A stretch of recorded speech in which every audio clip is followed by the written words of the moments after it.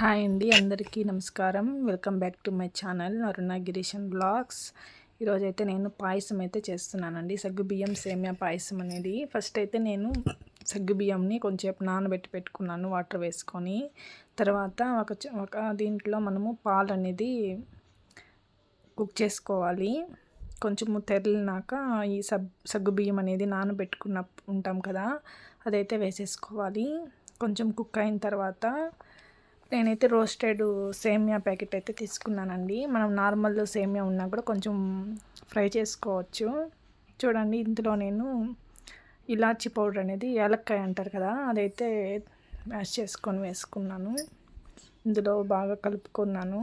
తర్వాత రోస్టెడ్ సేమియా అనేది తీసుకొని కొంచెం చిన్న కప్పుతో అయితే వేసుకున్నాను. ఎక్కువ వేయకూడదు, గట్టిగా అయిపోతుంది పాయసం చేసినప్పుడు. ఈ సేమియా వేసినాక బాగా ఉడికిన తర్వాత షుగర్ అనేది యాడ్ చేసుకోవాలి. ఏ కప్తో అయితే మనం తీసుకున్నామో ఆ కప్తోనే మనము కొలతలు పెట్టుకొని వేసుకోవచ్చు. కొంచెము కరెక్ట్గా స్వీట్ అనేది సరిపోతుంది. తర్వాత మనము పక్కన పెనం పెట్టుకొని అందులో నెయ్యి అనేది వేసుకొని డ్రై ఫ్రూట్స్ అనేది ఫ్రై చేసుకోవాలి. కొంచెం నెయ్యి వేస్తే బాగుంటుంది.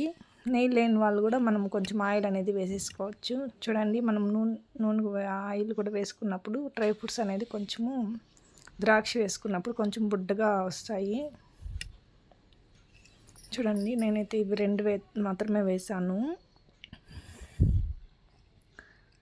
ఫ్రై అయిన తర్వాత మనము పక్కన పెట్టుకుంటాం కదా, పాయసంలోకి అయితే వేసేసుకోవాలి.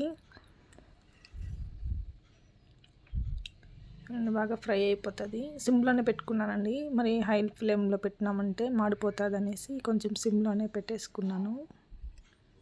చూడండి, కొంచెం ఫ్రై అయినప్పుడు ఎలా వచ్చేసిందో అట్లే మనము పాయసంలో అయితే వేసేసుకోవాలి.